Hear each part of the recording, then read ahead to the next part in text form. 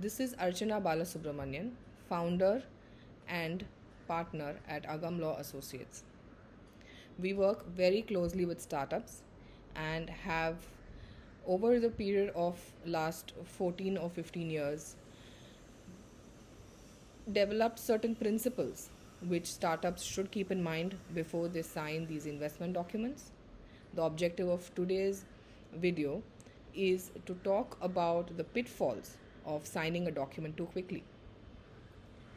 The first and foremost point to be remembered is that as a promoter who's interested in doing business, our attitude is always of dispute avoidance rather than dispute management or dispute resolution.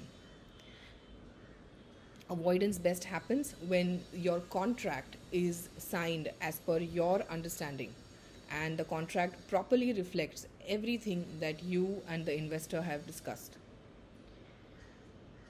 We therefore always approach disputes with the perspective of avoidance. The avoidance starts at the time of drafting the contract, so therefore carefully read your contract, understand the implications so as to avoid future disputes. Let me give you an example of situations. You have an investor who is ready to invest X amount, let's say $500,000, and the investment is to come in two tranches for the convenience of the investor.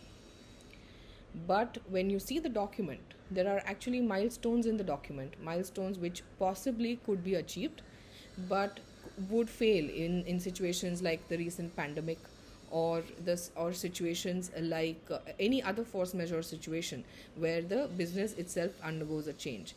So therefore, between the term sheet and the investment documents, there should not be any slip in the understanding. So it's very important first and foremost to check whether you have reflected in your investment document everything that you and the investor have discussed, including the underlying principles. Like if the investment is to come without any strings attached, the document should reflect that too. Now let's address for a minute the why of this.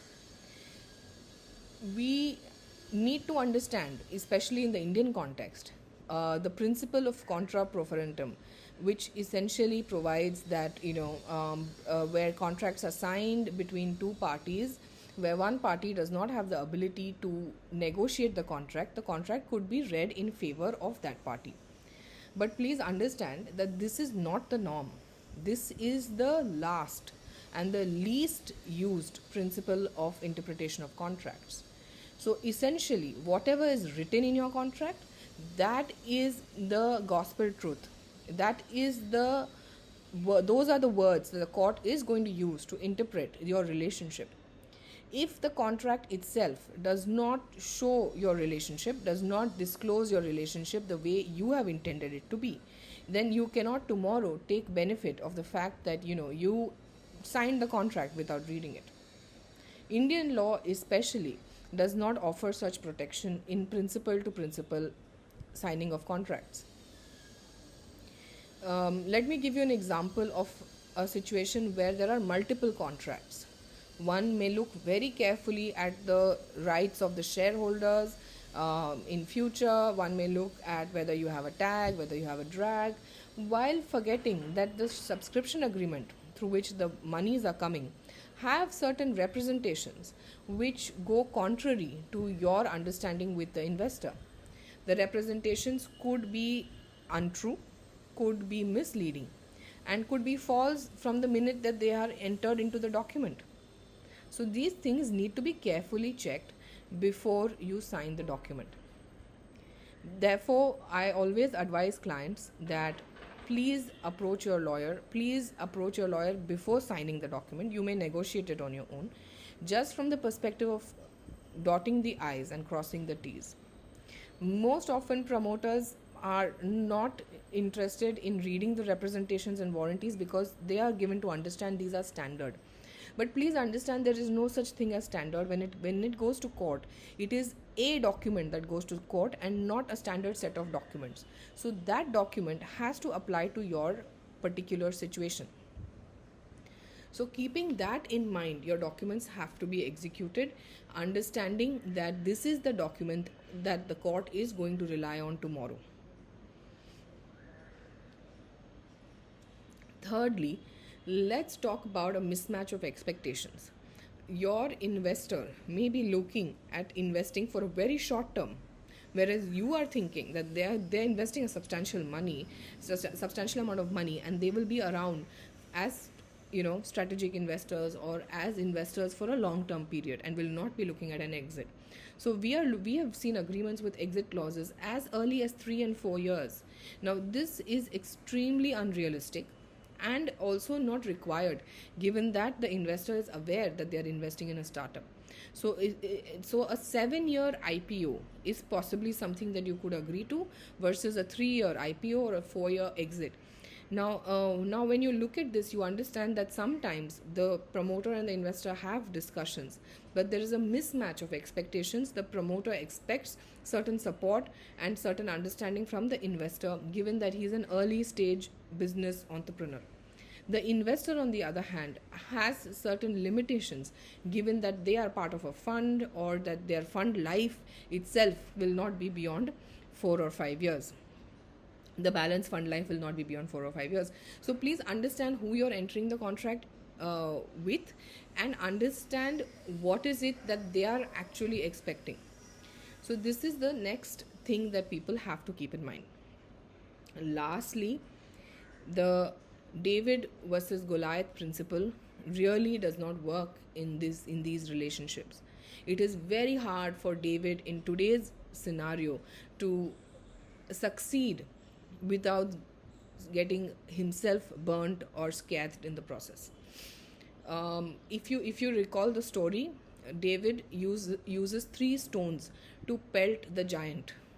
So he kills the giant, he finishes the giant, but that can never be the objective for a promoter. That cannot be the perspective with which you approach it. So the promoter has to take a stand which is anti-dispute, which requires that the investor also think twice before he gets into a dispute situation. So be very careful of the rights you're giving the investor, especially things like the most favorable clause. So if you have given your investor the most favorable clause, this is going to be a big impediment tomorrow when you are getting investment. So I understand that most often promoters feel they don't have the negotiating power, and they therefore just sign quickly whatever they get. But understand this: every right that you have understood and negotiated will help you perform the contract. It is possible tomorrow that you understand that these are the requirements of the contract, and therefore you perform according to the contract and go along with the investor in doing X, Y, or Z. We have very often seen cases where the promoter comes to us and says, no, but this is not something that we had agreed, and shows an email which has a contrary clause or a contrary provision. But after that email, the document has been executed. So understand this, that everything that you have agreed to with the investor must finally culminate into the document, because you will not be in a position tomorrow to fight.